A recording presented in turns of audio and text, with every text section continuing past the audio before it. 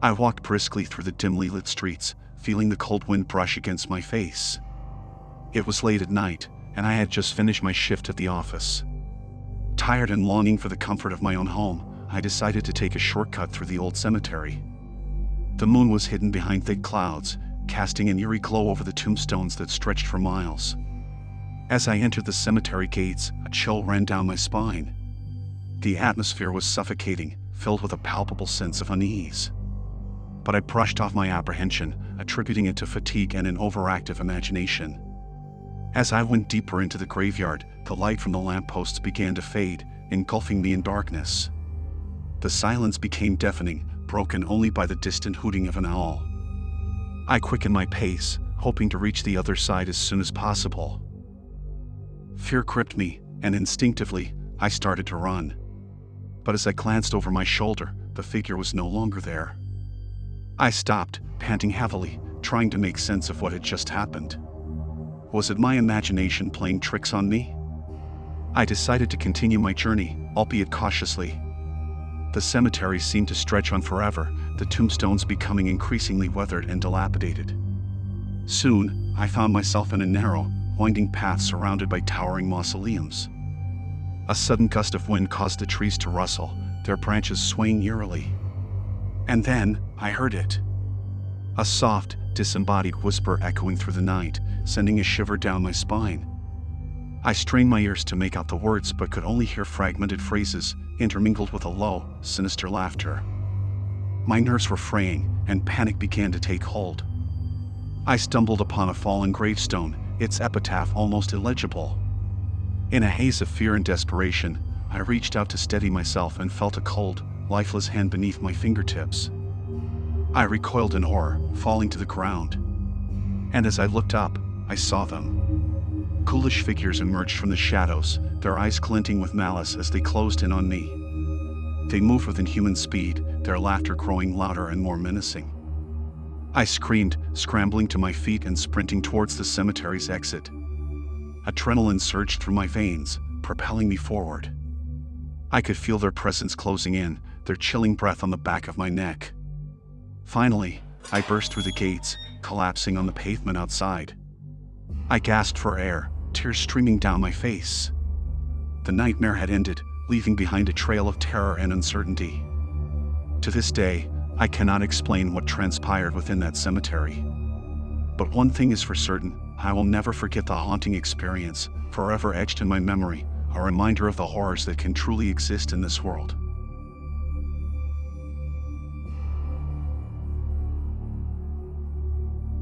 The moon was high in the sky, casting an eerie glow over the desolate cemetery.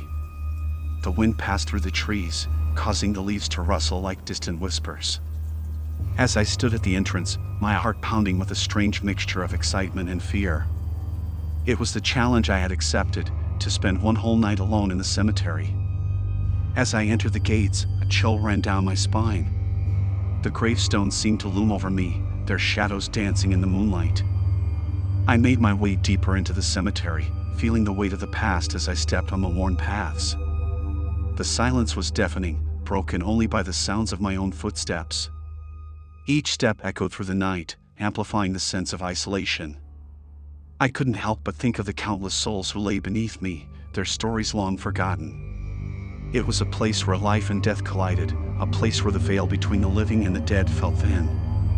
As I reached deeper into the cemetery, I spotted an old mausoleum. It stood like a sentinel, its crumbling facade a testament to the passage of time. Curiosity got the better of me, and I pushed open the heavy iron doors. Inside, the air was stagnant and musty. The flickering candlelight barely illuminated the damp walls. The artwork adorning the mausoleum was both unsettling and captivating. It depicted scenes of death, decay, and despair, but there was an undeniable beauty infused within the grotesque paintings. As the hours ticked by, strange occurrences began to unfold.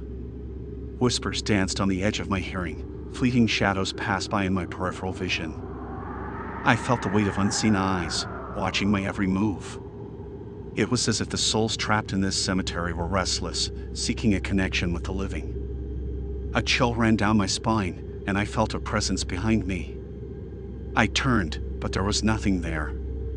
Doubt crept into my mind, but I had come this far and I refused to let fear consume me. I pressed on, exploring the darker corners of the cemetery. It was in one of these corners that I stumbled upon a forgotten grave. The headstone was weathered and worn, its inscription too faded to read. I knelt down, brushing off the dirt, and as if in response, a cold gust of wind blew through the cemetery. In that moment, I felt an overwhelming sadness and despair wash over me. It was as if the very essence of the forgotten soul buried beneath me had seeped into my own being. Panic welled up inside me, and I fought the urge to run. As the first light of dawn broke, I made my way towards the exit. The cemetery seemed to exhale, the grip of darkness loosening its hold. I emerged from the gates, my heart pounding and my mind forever changed. The experience had been haunting, both terrifying and inexplicably beautiful. It had pushed the boundaries of my understanding of life and death. And though I left the cemetery physically unscathed, I carried with me the weight of the souls who still lingered, their stories forever etched into my memory. From that night on, I looked at the world with new eyes, realizing that hidden beneath the surface was a realm beyond our comprehension. It was a lesson in facing our fears and embracing the unknown, for it is in the darkest corners where the seeds of artistry and creativity flourish.